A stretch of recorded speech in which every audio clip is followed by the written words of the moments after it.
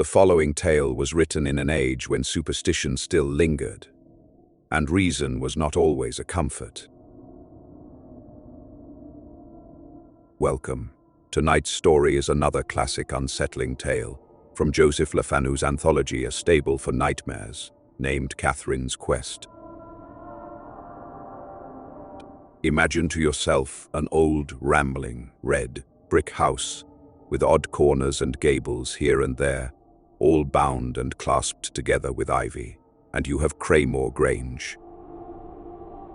It was built long before Queen Elizabeth's time, and that illustrious monarch is said to have slept in it in one of her royal progresses. As where has she not slept? There still remain some remnants of bygone ages, although it has been much modernized and added to in later days. Among these are the brewhouse and laundry, formerly, it is said, dining hall and ball room. The latter of these is chiefly remarkable for an immense arched window, such as you see in churches with 5 lights. When we came to the Grange, this window had been partially blocked up, and in front of it, up to 1/3 of its height, was a wooden dais, or platform, on which stood a cumbrous mangle left there, I suppose, by the last tenants of the house. Of these last tenants we knew very little, for it was so long since it had been inhabited that the oldest authority in the village could not remember it. There were, however, some half-defaced monuments in the village church of Craymoor, bearing the figures and escutcheons of knights and dames of the old family. As the villagers said, but the inscriptions were worn and almost illegible, and for some time we none of us took the pains to decipher them. We first came to Craymoor Grange in the summer of 10, my husband having discovered the place in one of his rambles and taken a fancy to it. At first I certainly thought we could never make it our home. It was so dilapidated and tumbled down, but by the time winter came on we had had several repairs done and alterations made, and the rooms really became quite presentable. As our family was small, we confined ourselves chiefly to the newest part of the house, leaving the older rooms to the mice, dust, and darkness. We made use of 2 of the old rooms, however, one as a servant's bedroom and the other as an extra spare chamber in case of many visitors. For myself, though I hope I am neither nervous nor superstitious, I confess that I would rather sleep in our wing, as we called the part of the house we inhabited, than in any of the old rooms. When Catherine Lestrange came to us, however, during our first Christmas at Craymoor, I found that she was troubled with no such fancies, but declared that she delighted in queer old rooms with raftered ceilings and deep window seats, such as ours, and begged to be allowed to occupy the spare chamber. This I readily acceded to, as we had several visitors, and needed all the available rooms. As my story has principally to do with Catherine Lestrange, I suppose I ought to speak more fully about her. She was an old-school friend of my daughter Ella, and at the time of which I am speaking was just 21, and the merriest girl I ever knew. She had stayed with us once or twice before we came to the Grange, but we then knew no other particulars concerning her family than that her father had been an Indian officer, and that he and her mother had both died in India when she was about 6 years old, leaving her to the care of an aunt living in England. I now, after a long, and I fear a tedious, preamble, come to my story. On the eve of the new year of tending, Catherine had a very bad sore throat, and was obliged, though sorely against her inclination, to stay in bed all day, and forego our small evening gaiety. At about 2:10 p.m., Ella took her some tea, and fearing she would be dull, offered to stay with her during the evening. This, however, Catherine would not hear of. "You go and entertain your company," said she laughingly, "and leave me to my own devices. I feel very lazy, and I dare say I shall go to sleep." As she had not slept much on the preceding night, Ella thought it was the best thing she could do, so she went out by the door leading on to the corridor, first placing the night lamp on a table behind the door opening onto the laundry, so that it might not shine in her face. She did not again visit Catherine's room until reminded to do so by my son George. At about 10:30, she then rapped at the door, and receiving no answer, opened it softly, and approached the bed. Catherine lay quite still, and Ella imagined her to be asleep. She therefore returned to the drawing room without disturbing her. As it was New Year's Eve, we stayed up to see the old year out and the new year in, and at a few minutes to 12 we all gathered round the open window on the stairs to hear the chimes ring out from the village church. We were all listening breathlessly as the hall clock struck 12, when a piercing cry suddenly echoed through the house, causing us all to start in alarm. I knew that it could only proceed from Catherine's room, for the servants were all assembled at the window beneath us, listening like ourselves for the chimes. Thither, therefore, I flew, followed by Ella, and we found poor Catherine in a truly pitiable state. She was deadly pale, in an agony of terror, and the perspiration stood in large drops upon her forehead. It was some time before we could succeed at all in composing her, and her first words were to implore us to take her into another room. She was too weak to stand, so we wrapped her in blankets and carried her into Ella's bedroom. I noticed that as she was taken through the laundry, she shuddered and put her hands before her eyes. When she was laid on Ella's bed, she grew calmer and apologized for the trouble she had caused, saying that she had had a dreadful dream. With this explanation, we were fain to be content, though I thought it hardly accounted for her excessive terror. I had observed, however, that any allusion to what had passed caused her to tremble and turn pale again, and I thought it best to refrain from exciting her further. When morning came, I found Catherine almost her usual self again, but I persuaded her to remain in bed until the evening, as her cold was not much better. Ella's curiosity to hear the dream which had so much excited her friend could now no longer be restrained, but whenever she asked to hear it, Catherine said, "Not now, another time. Perhaps I may tell you." When she came down to dinner in the evening, we noticed that she was peculiarly silent, and we endeavored to rally her into her usual spirits, but in vain. She tried to laugh and to appear merry, poor child, but there was evidently something on her mind. At last, as we all sat round the fire after dinner, she spoke. She addressed herself to my husband, but the tone of her voice caused us all to listen. "Mr. Fanshawe, I have something to ask of you," said she, and then paused. Said Mr. Fanshawe, "I know that you will think the request I am going to make a peculiar one, but I have a particular reason for making it," continued she. "It is that you will have the wooden darpies in front of the laundry window removed." Mr. Fanshawe certainly was taken aback, as were we all, when he had mastered his bewilderment and assured himself that he had heard aright. "It is, indeed, a strange request, my dear Catherine," said he. "What can be your reason for asking such a thing? If you will only have it done and not question me, you will understand my reason," answered Catherine. Mr. Fanshawe demurred, however, thinking it some foolish whim, and at last Catherine said, "I must tell you why I wish it done, then. I am sure we shall discover something underneath." At this, we all looked at one another, in extreme bewilderment. Discover something underneath? No doubt we should. Cobwebs, probably, and dust and spiders, answered Mr. Fanshawe, much amused. But Catherine was not to be laughed down. "Only do as I wish," said she beseechingly, "and you will see. If you find nothing underneath the dars but cobwebs and dust, then you may laugh at me as much as you like." And I saw that she was serious, for tears were actually gathering in her eyes. Of course, we were all very anxious to know what Catherine expected to find, and how she came to suspect that there was anything to be found, but she would not say, and begged us all not to question her. And now George took upon himself to interfere. "Let us do as Catherine wishes, father," said he.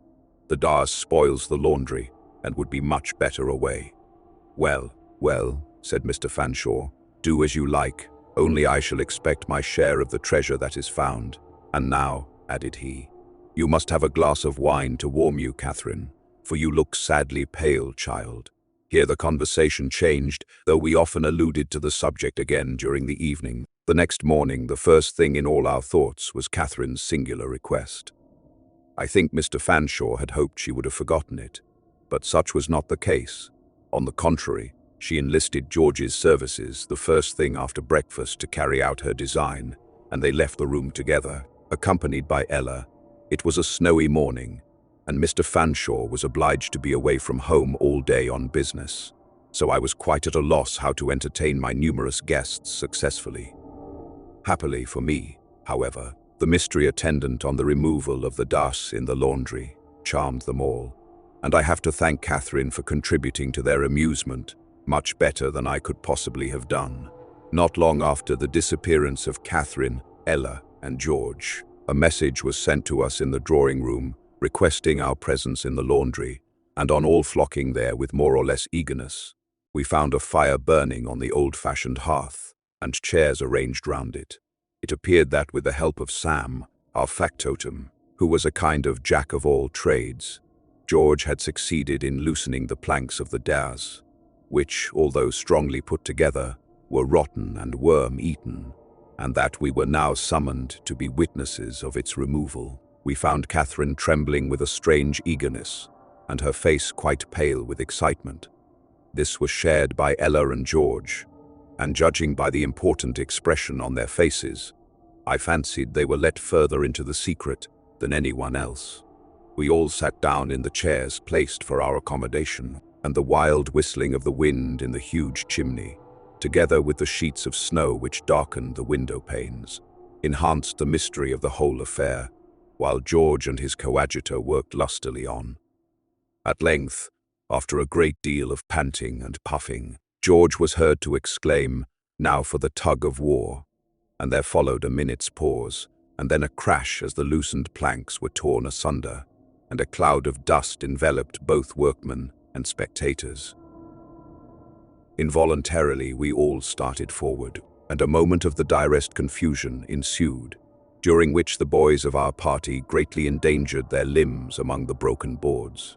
"By George," exclaimed my son, at last, in his eagerness invoking his patron saint, as he stumbled upon something, "there is something here and no mistake," and hastily clearing away the rubbish and clinging cobwebs, he disclosed to view what proved on examination to be an immense oaken chest, about 4 feet in height, heavily carved, and ornamented with brass mouldings corroded with age and damp. Here was a piece of excitement indeed. Never, in my most imaginative moments, had I thought of anything so mysterious as this. The most skeptical among us grew interested. "Oh, do open it," cried Ella. When the first exclamations of surprise were over, "Easier to say than to do, miss," replied Sam, exerting his Herculean strength in vain. With the aid of a hammer and the kitchen poker, however, he at last succeeded in forcing it open. We all pressed forward eagerly to peer inside. There was something in it, certainly, but we none of us could determine what, until Sam, who was the boldest of us all, thrust in his hand and brought forth something which caused the bravest to start with horror, while poor Catherine sank down, white and trembling, upon the littered floor. It was a bone, to which adhered fragments of decaying silk. The consternation and conjectures which followed can be better imagined than described. Seeing the effects of the discovery upon Catherine, and indeed upon all, I bade Sam replace it in the chest, which George closed again, to be left until Mr. Fanshawe came home and could investigate the matter. The rest of the day I passed in attending to Catherine, who seemed much shocked and overcome by what she had seen, and in trying to divert my guests' thoughts from the subject and dispel the gloom which had gathered over all.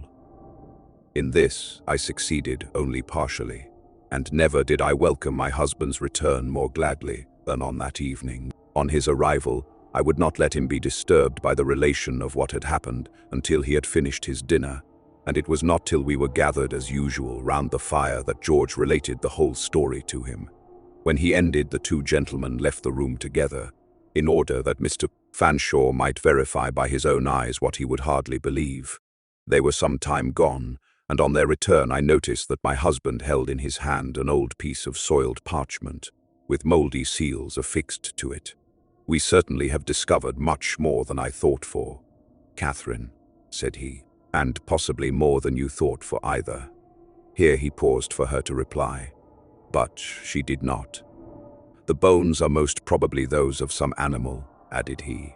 "I fancied, I could detect a certain anxiety in his tone that belied what he said. But in order to quell the active imaginations which I can see are running away with some of you, here he looked round with a smile, I will send for Dr. Driscoll to come and examine them tomorrow. I have also found a piece of parchment in the chest, he added, but I have not yet looked at its contents. Before you do that, Mr. Fanshawe, and before you send for the surgeon, interrupted Catherine suddenly in a clear voice, I think I can tell you all about the bones found in the chest, and how I guessed them to be there. I should certainly be very glad to be told, my husband admitted, much surprised, though how you can possibly know, I cannot surmise. Listen, and I will tell you, answered Catherine, and feeling very glad that our curiosity was at last to be gratified. We all pricked up our ears, as George would say, to listen. I here transcribe Catherine's story word for word, as my son George subsequently wrote it down from her dictation. You all remember, she began, my alarming you on New Year's Eve at midnight, and that I told you I was disturbed by a dreadful dream. I said so because I thought you would make fun of me if I called it a vision, and yet it was much more like a vision, for I seemed to see it waking, and it was more vivid and consecutive than any dream I ever had. Before I try to describe it, I want you all to understand that I seemed intuitively to comprehend what I saw, and to recognize all the figures which appeared before me, and their relation to one another, though I am sure I never beheld them before in my life. When Ella left me that night, I lay propped up with pillows, staring idly at the strange shadows thrown by the hidden lamp across the laundry ceiling and over the floor. As I looked, it seemed to me that a change came over the room, a most unaccountable change. Instead of the blocked-up window, the rusty mangle, and the derbies at the farther end, I saw the window clear and distinct from top to bottom, and in front of a deep window seat, at its base stood an oaken chest, exactly corresponding to the one discovered this morning. The room seemed brilliantly lighted, and everything was clearly and distinctly visible, and not only was it changed, but also peopled. Many figures passed up and down, brocaded silks swept the floor, and old, world forms of men in strange costumes bowed in courtly style to the dames by their side. Among all these figures I noticed only one couple, particularly, and I knew them to be bride and bridegroom. The man was tall and broad, with dark hair and eyes, and a sensual and cruel face. He seemed, however, to be quite enslaved by the woman by his side, whom I hardly even now like to think of. There was something to me so repellent in her presence. She was tall and of middle age, and would have been handsome, were it not for a sinister expression in her dark, flashing eyes, which was enhanced by the black eyebrows which met over them. She reminded me irresistibly of the effigy on the stone monument in Craymoor Church, which Ella and I named the Wicked Woman. As I gazed on the strange scene before me, I presently became aware of three other figures which I had not noticed before. They were standing in a small arched doorway in one corner of the room, where the servant's bedroom now is, furtively watching the gay company. One was a pale, careworn woman, apparently of about 35, still beautiful, though haggard and mournful looking, with blue eyes and a fair complexion. Her hands rested on the shoulders of two children, one a boy and the other a girl of about 10 and 11 years of age, respectively. They much resembled their mother, and like her, they were meanly dressed, though no poverty of attire could hide the nobility of their aspect. I noticed that the mother's eyes rested chiefly on the face of the tall, stately man before mentioned, who seemed unaware or careless of her presence. And instinctively, I knew him to be the father of her children and the blighter of her life. As I looked and beheld all this, the lights vanished, the company disappeared, and the room became dark and deserted.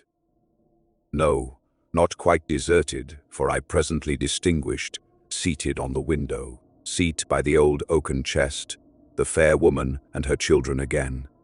The moonlight now streamed through the window upon the woman's face, making it appear more ghastly and haggard than before. In her long, thin fingers, she was holding up to the light a necklace of large pearls, curiously interwoven in a diamond pattern, and on this the children's eyes were fixed. She then hung it on the girl's fair neck, who hid it in her bosom. Both children then twined their arms round their mother and kissed her repeatedly, while her head sank lower and lower, and the paleness of death overspread her features. This scene faded away as the other had done, and I saw the fair woman no more. Then it seemed to me that many figures passed and repassed before the window. The wicked woman, as I shall call her to distinguish her, accompanied by a boy the image of herself, whom I knew to be her son.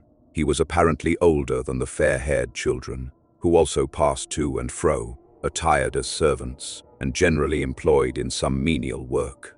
At last, the wicked woman's son, with haughty gestures, ordered the other boy to pick up something that lay on the ground, and when he refused, he raised his cane as though to strike him. Before he could do so, however, the boy flew at him, and they engaged in a fierce struggle. In the midst of this, the wicked woman, whom I had learned to dread, came forward and separated them, after which she pointed imperiously to the door and signed to the younger boy to go out. He obeyed her mandate, but first threw his arms round his sister in a last embrace, and she detached the pearl necklace from off her neck and gave it to him. He then went out, waving a last adieu to her, and I saw him no more. Confused images seemed to crowd before me after this, and I remember nothing clearly until I beheld an infirm and tottering figure led away through the arched doorway, in whom I recognized the tall and stately man I had first seen in company with the wicked woman, but who was now an old man, apparently being supported to his bed to die. As he passed out, he laid one trembling hand upon the head of the fair girl, now a blooming woman, and a softer shade came over his face. This the wicked woman noted, and she marked her disapproval by a vindictive frown. She also was older looking, but age had in no degree softened her features. On the contrary, they appeared to me to wear a harsher expression than before. In the next scene which came before me, the wicked woman's son was evidently making love to the girl. Both were standing by the old window seat, but her face was resolutely turned away from him, and when she at last looked at him, it was with an expression of uncontrollable horror and dislike. Again this scene changed as those before it had done. The young man was gone, and only the light of a grated lantern illumined the room, or rather, made darkness visible. The wicked woman was the only occupant of the laundry. She was kneeling by the oaken chest, trying to raise the heavy lid. In her left hand, she held a piece of parchment, with large red seals pendant from it. I knew it to be the old man's will which she was hiding, thus defrauding the just claimants of their rights. Her hands trembled, and her whole appearance denoted guilty trepidation.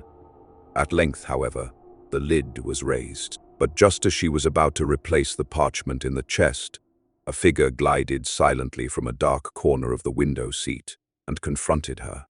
It was the fair girl, pale, resolute, and extending her hand to claim the will.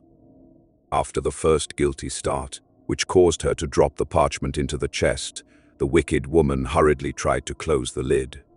Her efforts were frustrated, however, by the girl, who leaned with all her force upon it, keeping it back and still held out her hand as before.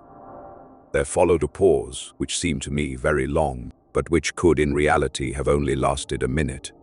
It was broken by the wicked woman, who, hastily casting a glance behind her into the gloom of the darkened chamber, then seized the girl by the arm and dragged her with all her force into the chest. It was but the work of a moment, for the woman was much the more powerful of the two, and the poor victim was too much taken by surprise to make much resistance. I saw one despairing look in her face, as her murderess flashed the lantern before it with a hideous gleam of triumph. Then the lid was pressed down upon her, and I saw no more, only I felt an unutterable terror, and tried in vain to scream. This was not all the vision, however, for before I had mastered my terror, the scene was superseded by another. This time it was twilight, and the wicked woman and her son were together. The son seemed to be talking eagerly, and grew more and more excited, while the mother stood still and erect, with a malicious smile upon her lips. Presently, she moved toward the chest with a fell purpose in her eyes. unlocked it with a key which hung from her girdle, raised the lid and disclosed the contents. I understood it all now. The son was asking for the girl whom he had loved, and whom on his return home he missed, and the wicked woman, enraged at hearing for the first time that he had loved her, was determined to have her revenge. He should see her again. On beholding the dread contents of the chest, the man staggered back horrified. Then, doubtless comprehending the case, he turned suddenly upon the murderess and threw his arm around her, and there ensued a struggle terrible to witness. Her proud, triumphant glance of malice was now succeeded by one of abject fear, and, as his strength began to gain the mastery of despair, his iron frame heaved for a moment with the violence of his efforts. The next he had forced her down into the chest, upon the mouldering body of her victim. I saw her eyes light up with the terror of death for 1 second, and then her screams were stifled forever beneath the massive lid. The horror of this scene was too much for me. I found voice to scream at last, and I suppose it was my cry which alarmed you all. When Catherine ceased speaking, there was a profound silence for a minute, which Mr. Fanshawe was the first to break, as he said with a peculiar intonation in his voice, "It is very strange, very unaccountable, re-showing all our thoughts." Now it happened that Mr. Fleet, our family lawyer, was among our guests that Christmas time, and since the discovery of the chest and bones had taken a great interest in the whole affair. He now questioned and cross-questioned Catherine, and seemed quite satisfied with the result. "This would have made a fine case," said he, "if only it had been a question of the right of succession for any lawyer to make out. But unfortunately the events are too long past to have any bearing upon the present. There Mr. Fleet was wrong, though we none of us knew it at the time. We now all launched forth into conjectures and opinions, during which Catherine lay still and weary upon the sofa. I saw this, and thought it quite time to put an end to the day's adventures by suggesting a retirement for the night, and we were soon all dispersed to dream of the mysterious vision and discovery. I think we were none of us sorry when morning dawned without any further tragedy. By us I mean the female part of the establishment. When I came down to breakfast, I found Mr. Fleet very active on the subject of the night before. A surgeon ought to be immediately sent for to pronounce an opinion on the contents of the chest, he said, and Dr. Driscoll presently came, and after examining the bones minutely, decided that they were, as we thought, those of 2 females, who might have been from 1 to 200 years dead. Mr. Fleet next offered to decipher the will, for such he imagined the parchment to be, and he and Mr. Fanshawe were closeted together for some time. When they at last appeared again, they looked much interested and excited, and led me away to inform me of the result of their examination. They told me that the document had proved to be a will, but that there was a circumstance connected with it which greatly added to the mystery of the whole business. This was the mention of the name of Lestrange. I was, of course, as much surprised as they, and heard the will read with great interest. I cannot remember the technical terms in which it was expressed. Mr. Fleet read me the translation he had made, for the original was in Old English. But it was to this effect. It purported to be the will of Reginald, Viscount St. Aubyn, in which he bequeathed all his inheritance to his lawful son, Francis St. Aubyn, commonly known by the name of Francis Lestrange, and to his heirs forever. It was signed Reginald, Viscount St. Aubyn, and the witnesses were John Murray and P.H.B. Brett, who in the old copy had each affixed their mark. Mr. Fleet affirmed that it was a perfectly legal document, but this was not all it contained. There was an appendix which our lawyer translated as follows: "In order to avoid all disputes and doubts which might otherwise arise, I do hereby declare that my lawful wife was Editha, youngest daughter of Francis Lestrange, Baronet, and that the register of our marriage may be seen in the church of St. Andrew, Hazlitt. By this marriage we had 2 children, a son Francis and a daughter Catherine, commonly called Francis and Catherine Lestrange. And I hereby declare that Agatha Thornhar was not legally married to me as she imagined, my lawful wife being alive at the time. Neither do I leave to her son by her first husband Ralph Thornhaw, any part or share in my inheritance.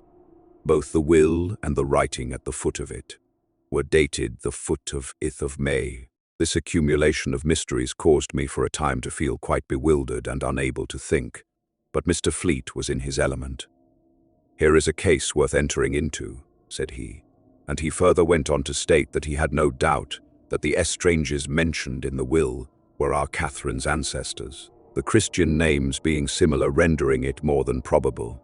She was most likely a direct descendant of Francis Lestrange, the heir mentioned in the will, who was no doubt also the fair-haired boy Catherine had seen in her vision. The bones were those of his sister, the murdered Catherine Lestrange, and of her murderess, Agatha Thornhaw, herself immured by her own son, but the matter ought not to rest on mere surmise, and the first place to go to for corroborating evidence was Craymoor Church. The rapidity with which Mr. Fleet came to his conclusions increased my bewilderment, and I was at a loss to know what evidence he expected to gain from Craymoor Church.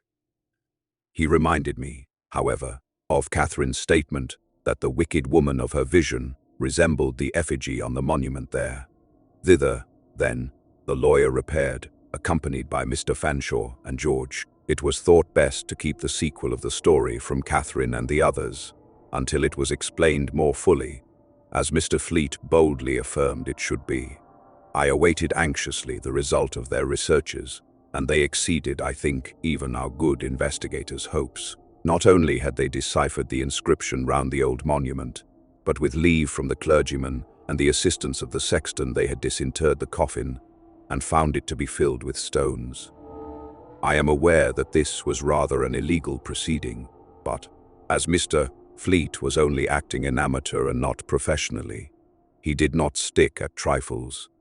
The inscription was in Latin and stated that the tomb was erected in memory of Agatha, wife of Reginald, Viscount St. Aubyn, who was buried beneath, and who died on the 15th day of December, exactly 200 years before the day on which Catherine had seen the vision. I could not help thinking it shocking that the villagers had for 2 centuries been worshipping in the presence of a perpetual lie. But Mr. Fleet thought only of the grand corroboration of his case. He applied to Mr. Fanshawe to take the next step, namely, to write to Catherine's aunt, and only living relative, to tell her the whole story, and beg her to assist in elucidating matters by giving all the information she could respecting the Lestrange family. This was done, and we anxiously awaited the answer. Meantime, all my guests were clamorous to hear the contents of the will, and I had to appease them as best I could by promising that they should know all soon. In a few days, old Miss Lestrange's answer came. She said her brother, father, and grandfather had all served in India, and that she believed her great-grandfather, who was a Francis Lestrange, to have passed most of his life abroad, there having been a cloud over his early youth. What this was, however, she could not say. She affirmed that the Lestranges had in old times resided in Shire, and she further stated that her father's family had consisted of herself and her brother, whose only child Catherine was. This was certainly not much information, but it was enough for our purpose. We no longer remained in doubt as to the truth of Mr. Fleet's version of the story, and when he himself told it to all our family party one evening, everyone agreed that he had certainly succeeded in making out a very clever case. As for Catherine, on being told that the figures she had beheld in the vision were thought to be those of her ancestors, she was not so much surprised as I expected, but said that she had had a presentiment all along that the tragedies she had witnessed were in some way connected with her own family.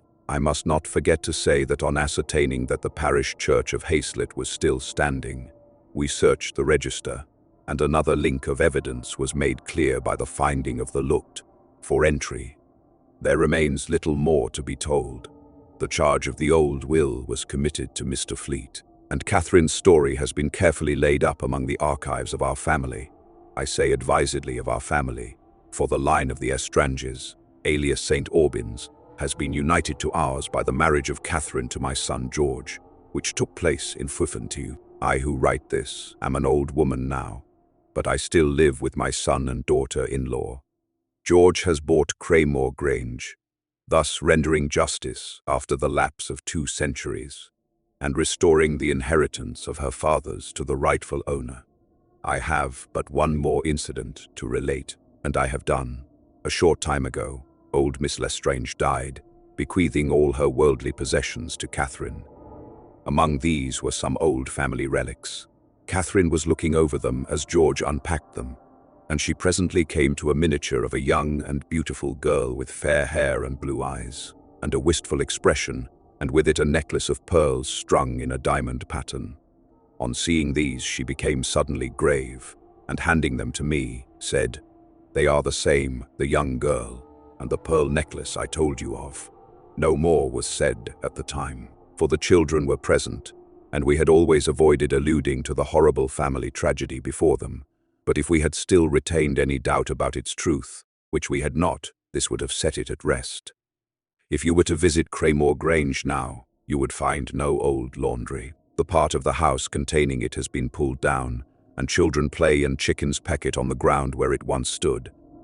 The oaken chest has also long since been destroyed. Thank you for listening.